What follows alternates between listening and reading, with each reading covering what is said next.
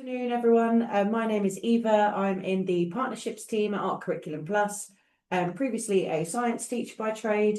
So I'm going to hand over to my colleague Michelin, who's our head of English, and is going to kind of talk us through today a little bit about what our English mastery program entails. Brilliant. Thank you so much, Eva. Thank you everyone for joining us. So hopefully you're here because you want to find out a little bit more of what the English Mastery Secondary Programme is, and you might decide to implement it into your school. So I'll start off with a bit of context about who we are. So Art Curriculum Plus is a non-profit organisation focused on improving outcomes for all students with a deliberate focus on disadvantage. So we actually design subject programmes across maths, English, science and geography. And all of our programs and resources are created by teachers for teachers.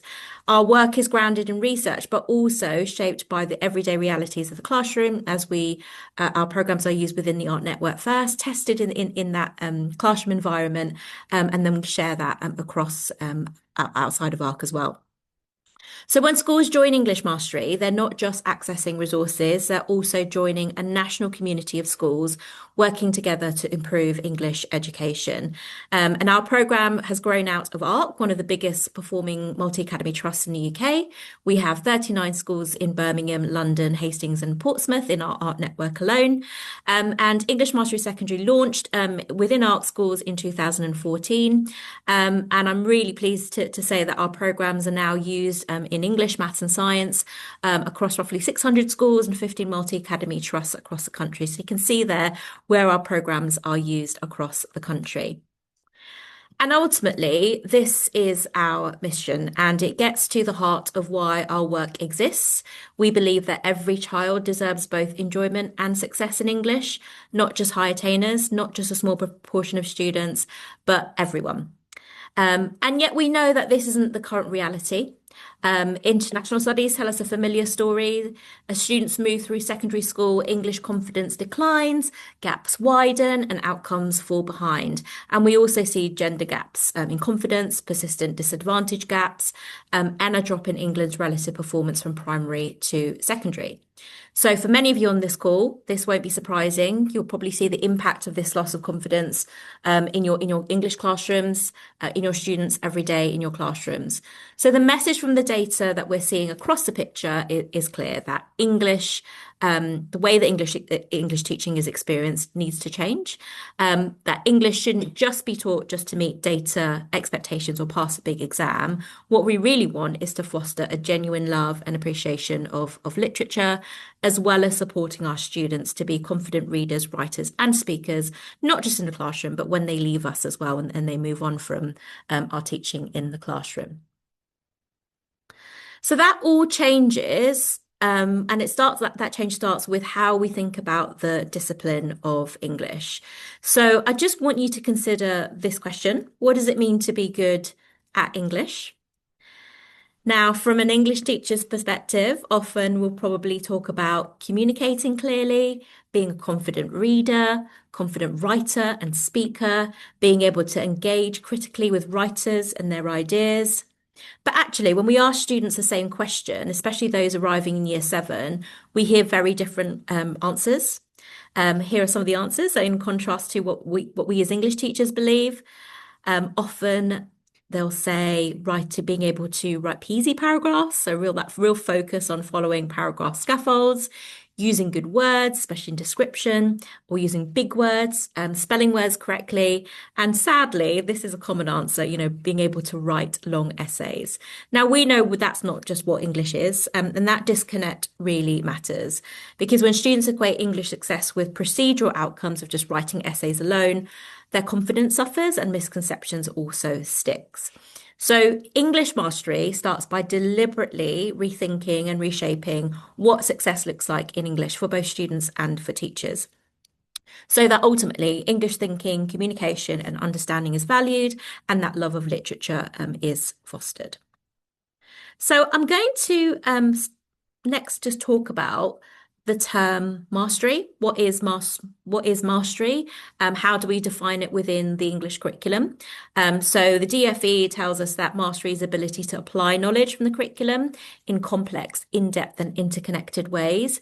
And Art Curriculum Plus, we define that in a similar way.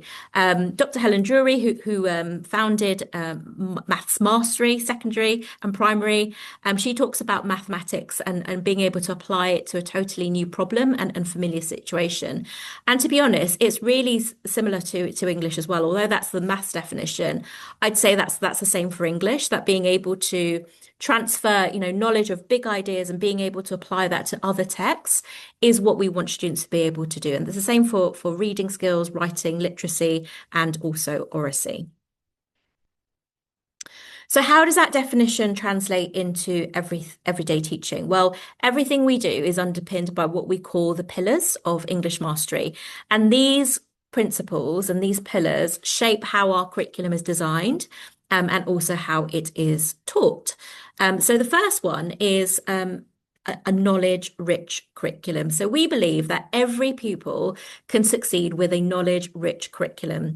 And that means that deep subject knowledge really is the foundation of literacy skills, because we believe that teaching knowledge explicitly is the best route to mastering a skill. So you can't teach a skill without directly, only the knowledge that enables it. So in our curriculum, knowledge is selected for its power in developing expertise in the subject discipline of English, and the English curriculum is designed around explicit teaching of domain-specific and powerful conceptual knowledge that students need to understand the discipline of knowledge. Our second pillar is grammar. So we believe in discrete, explicit teaching of grammar, because we believe that this improves precision and accuracy in students' writing. And we also believe that explicit teaching of Tier 2 vocabulary is really important. We think that systematic instruction of Tier 2 vocabulary closes the word and attainment gap, and it supports students to become better readers and writers. And then our last pillar is assessment. So we really believe that assessment should be rooted in what we actually want our students to learn. And that means using valid tasks, and also making sure that we select tasks that isolate specific knowledge and skills before moving on to more complex performances. We also believe in judging writing holistically. So we don't just, so we use comparative judgment. We don't just rely on rubrics and mark schemes. We really want to look at a piece of writing and judge that for its value holistically, rather than just meeting a set list of criteria. So these pillars aren't abstract ideas. That you'll notice once I take you through some of our lesson resources that they're embedded in every lesson, every unit, in every year group, and they really are the foundation for our curriculum components. So I'll talk about this in a bit more detail later on, but essentially our curriculum is split into 4 components. So we have what we call literary heritage, writing mastery, we have spoken language, which is woven all throughout our units, and we also have a specific reading for pleasure strand. So before looking at what this means and looks like in the classrooms, it's important to discuss the impact that we're already having in schools. So independent evidence, pupil results and feedback from partner schools shows that our programme works. And actually, since developing English Mastery Secondary in 2014, we've had positive impact from the Education Endowment Foundation and also the Brilliant Club. So the Brilliant Club found that students studying English Mastery made an additional 4 months progress. And actually really pleased to say that 4 of our partner schools are also in the top 100 for the most improved English outcomes between years 24-25, and 7 have improved grade 4 to 9 outcomes by over 10%. And I'm just going to give you a moment just to kind of look there at what our teachers, English teachers say in terms of how our programme adds value to their leadership of English, but also their teaching and learning.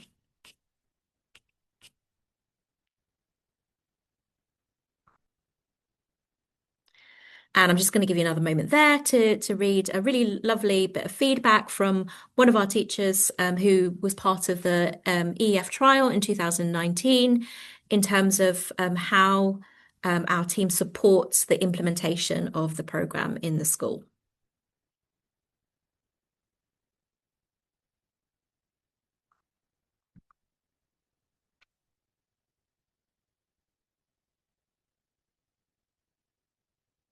Okay, so I'm just going to talk you really quickly through our curriculum components that I mentioned earlier. So literary heritage is the core of our Key Stage 3 curriculum, and it covers roughly 50% of the English timetable. So lessons from our literary heritage probably look most similar to other English lessons that you're probably currently teaching.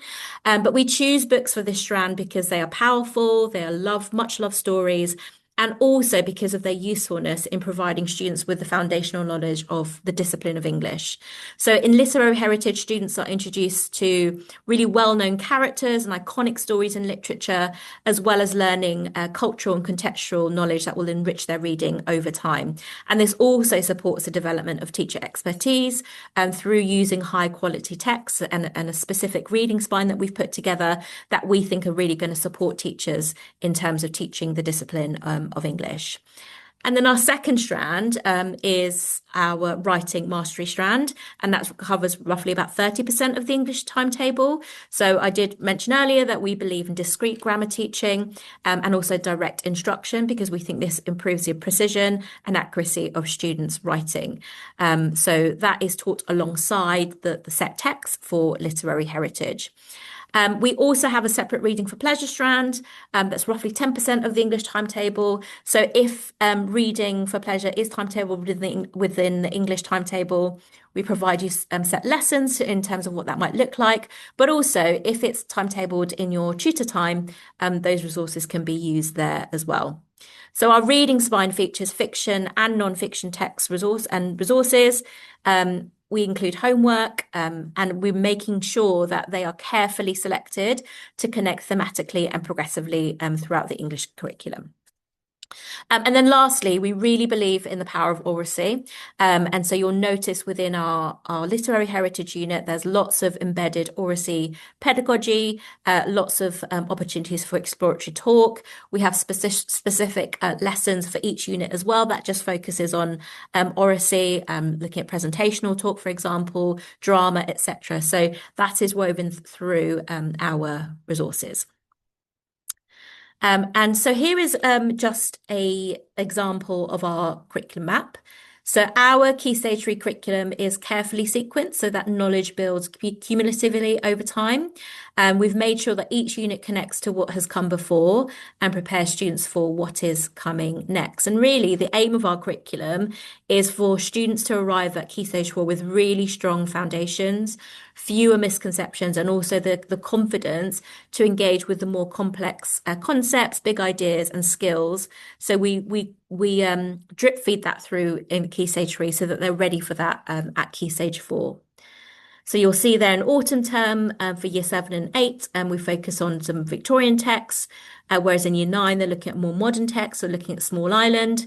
And actually, each of our texts are linked together. The big ideas are linked together through conceptual themes. So I'll just talk through that now for you. So we think that to master the subject discipline of English, it should be designed around powerful conceptual knowledge and core skills.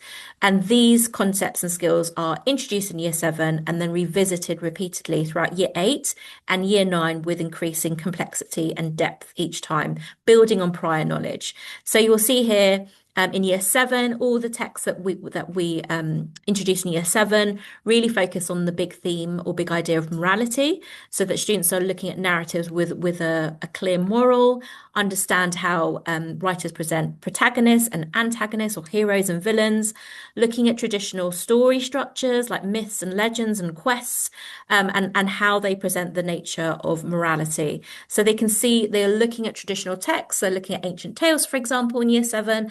They're looking at Victorian texts such as Oliver Twist and thinking about how heroes and villains are presented through there. And then in year 8, we move on to duality. So students are now exploring texts with dual characters and narratives. So in year 8, we look at Sherlock Holmes, for example, and we look at the dual nature of Sherlock Holmes, where he's a great detective, but not always a likable character. He's very introspective, but also not necessarily the most social person to engage with. And we're also looking at the duality of meaning interpretation. So we're not just looking at duality within characters, but we're also thinking about texts and how we can interpret texts in different ways. They're also looking at narrative perspective and the relationship between the author and narrative voice. And we start looking at things like unreliable narrators as well. And then in year 9, they're looking at more modern texts, but they're looking at characters with increasingly complex characterization, perhaps different motivations. They're also looking at multiple interpretations and meaning through poetry. They're also looking at multiple perspectives. So in Small Island, for example, we see lots of perspectives from the different characters. So this is meant to allow teachers and leaders to see how that careful sequencing is set across year 7 to 9. But because of this careful sequencing, we do recommend that, schools perhaps might want to begin implementation with year 7, because then this allows teachers to really build on those key themes that are introduced in that foundational learning in year 7. Writing mastery is slightly different. So the writing mastery units take a stage, not age approach, and each unit has been planned to target the specific writing weaknesses of students of different abilities and to consistently build on the knowledge and skills that they've already mastered. So writing mastery 1 is actually probably best pitched for students who might be in a nurture group in year 7. And this is aimed at students who perhaps have not met expected standards in reading and writing at Key Stage 2, because they will need to recap that foundational learning that perhaps they've not secured at Key Stage 2, and that's what Writing Mastery 1 does. Whereas Writing Mastery 2 is aimed at those students who have met expected and have a good but perhaps inconsistent understanding of grammar. And then Writing Mastery 3 is for students who are confident and secure. They might have been working at greater depth in year 7 or at Key Stage 2, and they've perhaps mastered some of the grammar that's already presented in Writing Mastery 2. So these can be used in any year group, but if you're going to be using it in year 7, we would recommend looking at the Key Stage 2 data to determine which pathway to place your students on. Now, one of the most common questions we're asked is whether English Mastery works for students with very different starting points. And the answer is a simple yes. Our approach is inclusion first, and we provide support for different learners, and that's really built into the lesson design itself. And I'll talk through our lesson structure in a moment. But essentially, we provide a really predictable lesson structure. We make sure that in each lesson, we pre-teach challenging vocabulary and before they start reading it. We support reading by chunking texts and building in checking for understanding tasks, making sure that is understood before moving on to the next bit. We build in structured talk tasks. I talked about oracy, and that's really important. And you'll see there's lots of turn and talk, lots of opportunity for discussion within our lesson. And we're making sure that there's lots of opportunity for early retrieval, diagnosing where gaps are, so that misconceptions don't embed themselves for later learning. And this is really powerful for students with SEND, students who lack confidence. We know that actually by embedding all of these things, this provides quality first teaching resources for teachers, and therefore this benefits everyone in the classroom. We've actually released an ARC Inclusion First curriculum guide, so it's not just English in there. There's some suggestions on how you might want to embed that in other subjects.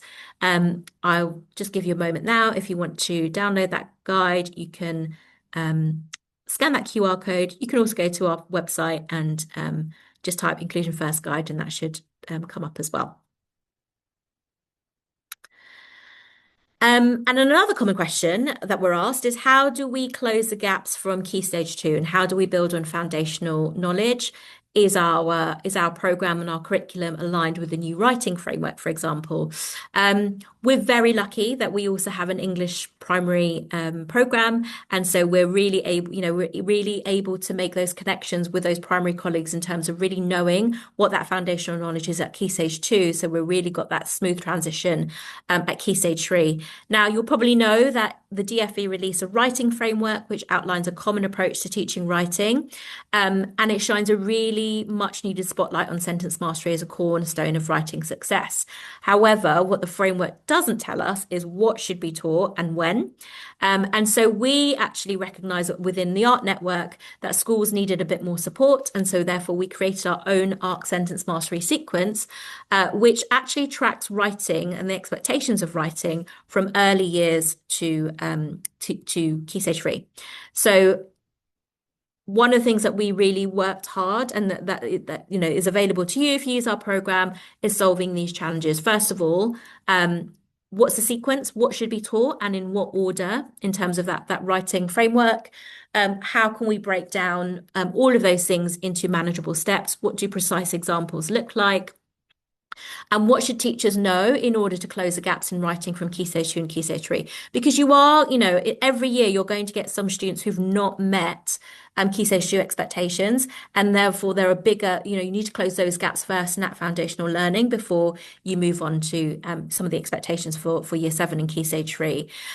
So I'll just give you an example here. So here are, just for our analytical and essay writing, we have actually got a really straightforward sequence. We've identified what we would expect students to be able to do in Year 7, how they build upon that in Year 8, and what that might look like in Year 9. So you'll hear, if we just take that first example, in Year 7, we expect them to write clear topic sentences, whereas in Year 8, those topic sentences then have been upgraded to writing thesis statements, being able to express a clear argument. Whereas in Year 9, if they're able to master those key things in 7 and 8, then they now should be thinking about writing thesis statements that embed contextual knowledge. So you'll see there the progression across those year groups.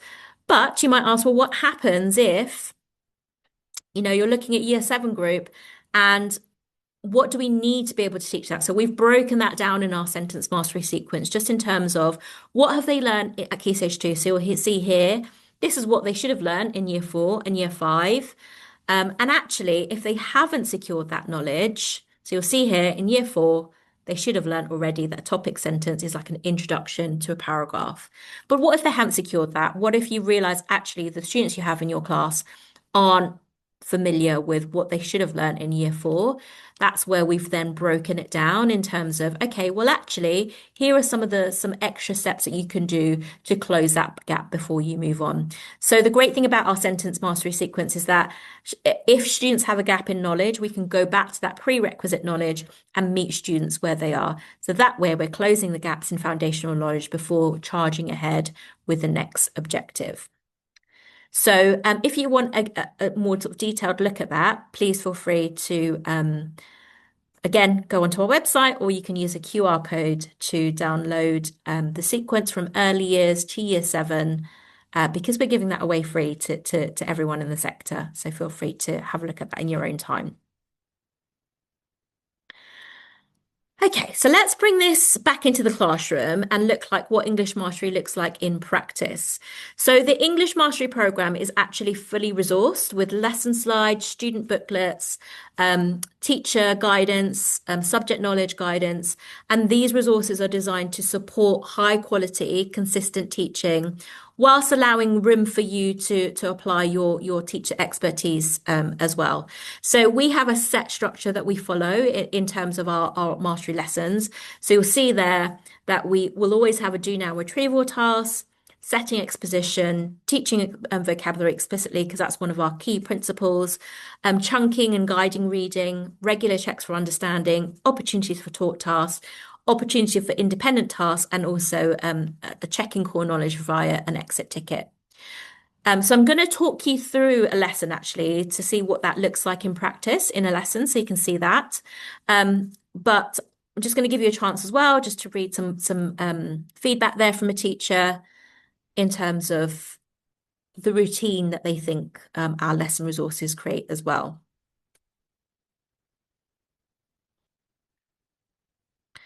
So our teaching learning resources, before I go through a lesson, I just wanted to explain what is given to you if you join our program. So first of all, in terms of planning, we provide all of these documents here to support your understanding, your subject knowledge, really thinking about the curriculum sequence. And in terms of teaching, we provide all of these resources as well. So it's a full lesson slides, student booklets, knowledge organisers, formative assessment via quizzes and reteach, really explicit modelling, reading lists and homework booklets as well. So going back to our lesson structure, so I'm just going to quickly go back here just to talk you through. So I've talked you through our English mastery lesson structure. I'm now going to talk through a year 8 Animal Farm lesson just to show you what that looks like in the classroom, so you know exactly what your teachers would receive if they download our resources. So the very first slide always highlights the core knowledge, the big question for that lesson. And this is a teacher-facing slide. So this is for you as a teacher to understand, well, this is the core knowledge that students need to know by the end of the lesson. And anything that is highlighted in yellow under to know that means that it's really it's a non-negotiable knowledge. So we call that the core knowledge, which is the non-negotiable knowledge that we think all students must be able to secure by the end of the lesson to understand the rest of the text and some of the bigger concepts within the text. So here for this lesson, the big question is, what's the message of Old Major's speech?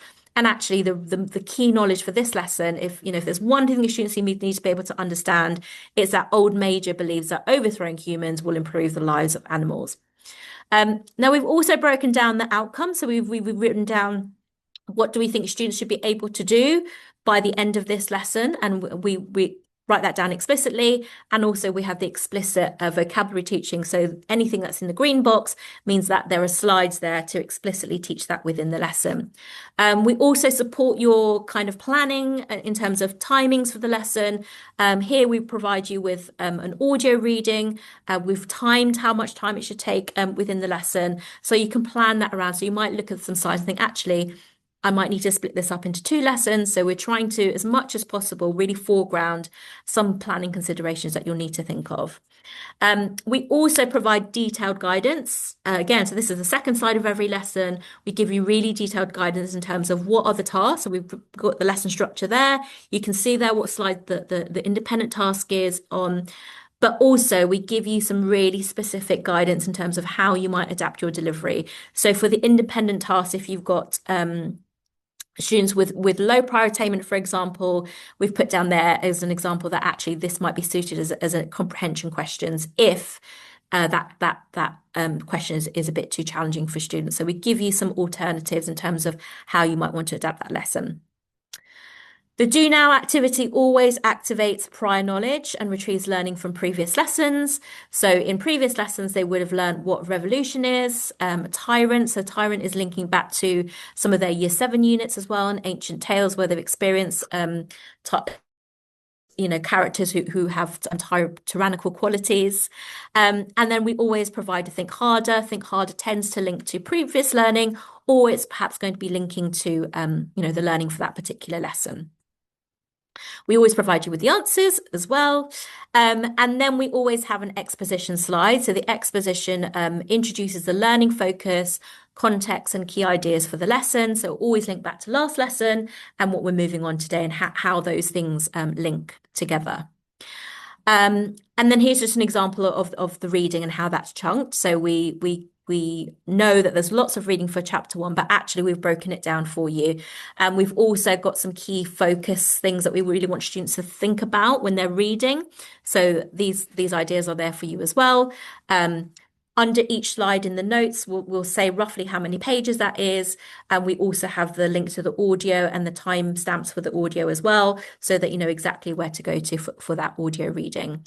And then this is an example of check for understanding. So after they've read a section, we then have some really quick checks to assess understanding and unpick misconceptions. So here you'll just see a simple true or false. And then here is an example of structured talk tasks. So they've done some reading, they've done a quick check for understanding, but now here's an opportunity to develop their learning. And actually we're doing this through a turn and talk. So you'll see here the task is there, and then we also provide some quick kind of answers for you as well. I'm just going to scoot through these. That's another example of some reading there. And here's an example of so they already know here is some vocabulary. Comrade, that's not being explicitly taught because it's been taught in a prior lesson. So here it's just a kind of a reminder. Don't forget, this is the definition of comrade. They need to know that because their next write and pair share task is about the word comrade, and that's why we're forefronting it there for them. And then some more opportunities for turn and talk. So it's not just one, they're dotted within the lesson. And then here's just an example of an independent task. So this allows students to apply their learning independently. So they would have done the reading, they would have done some checks for understanding, some oracy tasks prior to the independent task to help them with this summary here. And we always give them a success criteria as well. Again, that's a success criteria. It can be adapted for your students' needs.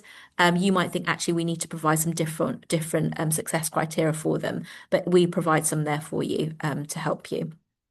Again, we have green pen answer, and then our exit ticket is always a multiple choice question, and the purpose of that is to test the understanding of the core knowledge. So you'll see from the very first slide, the big idea was about Old Major's message. That exit ticket is linked to that big idea or the big question. And so we're just making sure that that gap has been closed. You're able to unpick any misconceptions and inform next steps for your next lesson. So that is just a quick run through of what that lesson structure looks like in reality in the slides. So I'm going to move on to assessment. Alongside the curriculum, we provide a rigorous and coherent assessment framework, and that includes an end-of-unit, termly diagnostic, and end-of-year summative assessment. So these are carefully aligned to the taught curriculum, and hopefully these assessments help teachers in terms of pinpointing students' understanding at key moments in the year. Now, we also have a partnership with SmartGrade. So if you use our program, you have free access to SmartGrade. SmartGrade is an assessment platform. And that means that our assessments can be delivered online. So that reduces your marking workload for teachers. So our diagnostic quizzes, for example, are on SmartGrade, less printing, etc. But perhaps the most important thing is that you're able to use the diagnostic insights. So you're able to have question level analysis for those assessments. And because the assessments are based on our curriculum, you can also have access to comparative data across the English Mastery Network. So that allows you to have meaningful benchmarking. It allows schools to identify the strengths, priorities, and areas for development based on those like-for-like comparisons. So in terms of formative assessment, we have formative assessment within lessons and units, and this is via retrieval quizzes, things on notes on common misconceptions, the do now tasks, the grammar tests. We have hinge point questions. We also have targeted reteach guidance and fortnightly quizzes or checkpoint assessments, and we have that exit ticket MCQ that I modeled there. And then at the end of the unit, we have a diagnostic quiz, and we also have a writing essay task, because the diagnostic quiz is meant to check the knowledge, whereas the writing task is meant to check the application of that knowledge and also test their writing. And we also provide you what we call exemplification booklets. So we have standardization booklets that show you a age-related example of an essay from 9 to 1 for every unit. So you can see an example of what those essays might look like.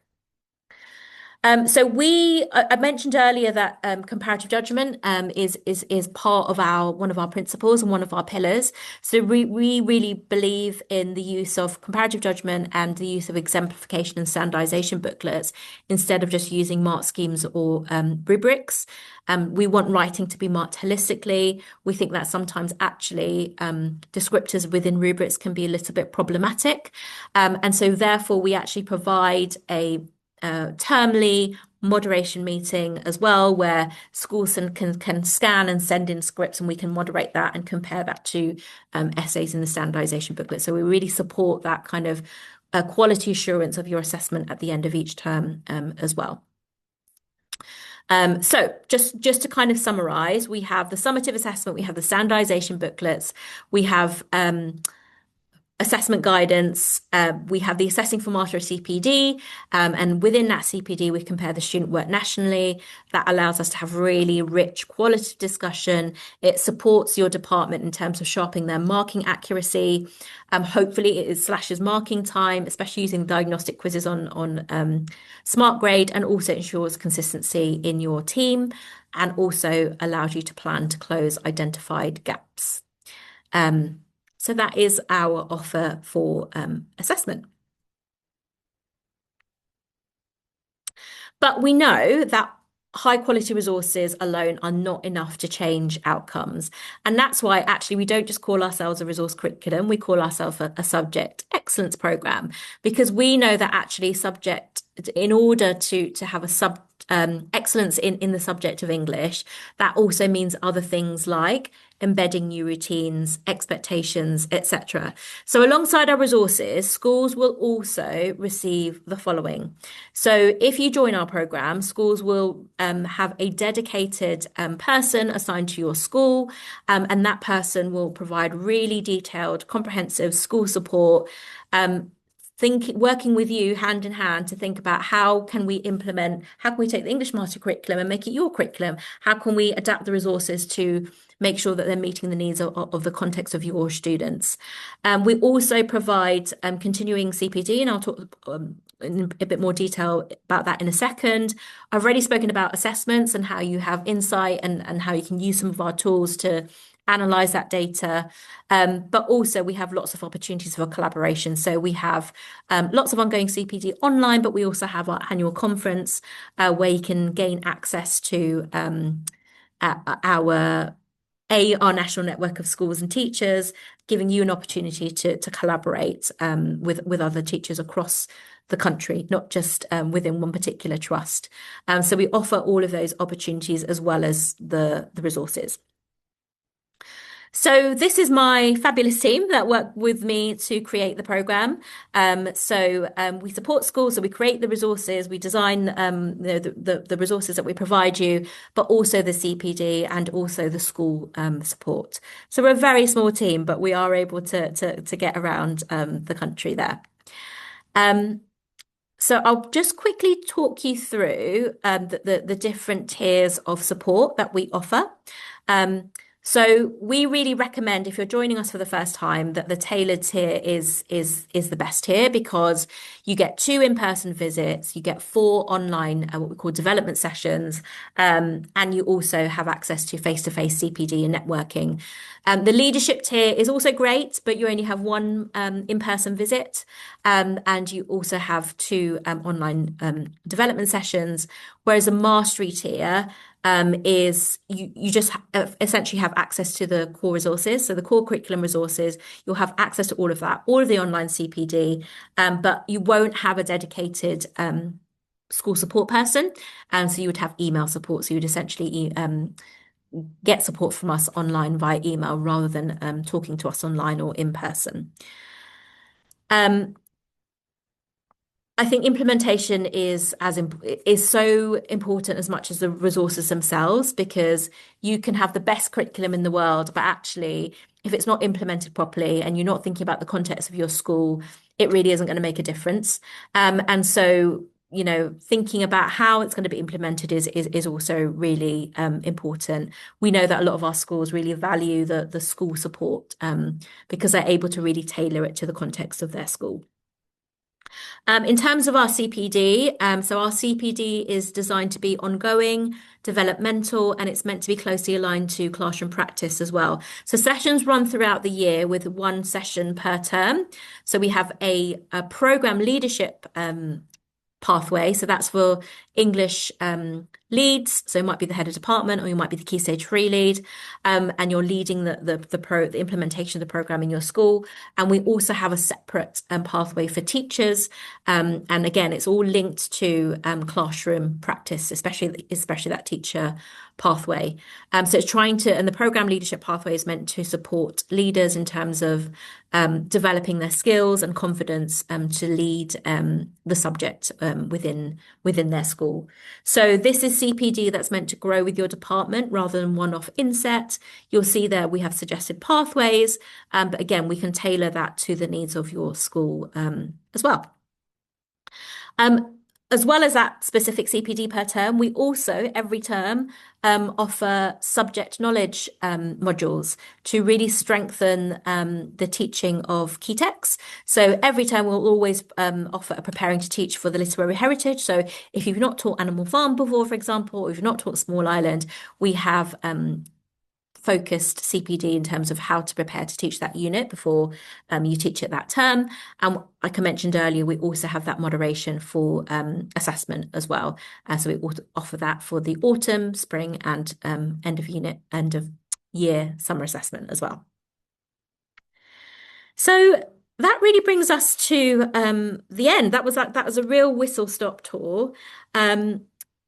As always, there's opportunities for you to look at the program. You might want to look at, we've got a program preview, for example, that shows you examples of some of our other strands of lessons and what some of the planning documents look like. So feel free to scan that QR code to take you to a program preview. I've put the email address there as well if you want to reach out to book a call, but you can also scan that QR code as well. So I'm going to stop talking there for the moment and pass back on to Eva. Thanks, Michelin. So if anyone does have any questions, please do put them in the chat now. But one question, Michelin, that we regularly get in the partnerships team is around that initial preparation for implementation. So if a school was looking to launch English Mastery from September, what would the preparation over the summer term look like to support with that?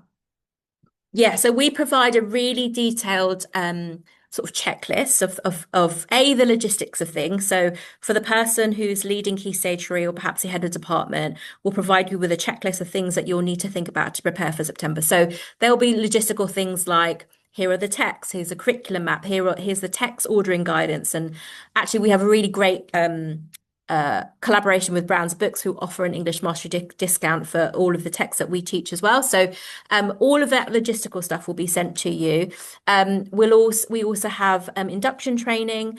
So induction training is a one-day face-to-face induction training. We also offer online training. So if you can't send your team or cover's really difficult, we have that really we have an online version and you can go at your own pace, but it just gives you an induction in terms of what are the principles of the program? Why are we teaching this particular text, etc. So we'll really prep you in terms of, here are the texts that logistically, here are the texts you're going to be teaching, here are the principles behind our program. And what you'll actually get first of all is what we call a welcome call. So you'll have somebody from our team arrange a call with you to your school. It's usually online, just to kind of make sure that logistically you're sorted, but then any other questions you might have, just so those questions sort of answered before you come to the induction training. So there's lots of different steps to kind of help you get ready essentially for if you're going to start it in September. Fab, thank you. So if anyone does have any other questions at all, please do feel free to pop them over in an email. I'll be sending out an email to all of you tomorrow. Just to give you the recording from today in case you'd like to watch any sections back or share with colleagues. And there's also the booking link there with the QR code in case you would like to book in, chat with us a little bit about what this might look like in your specific school context. But that's it from us. Thanks very much for joining, everyone. And I hope you have a lovely afternoon. Thanks, everyone.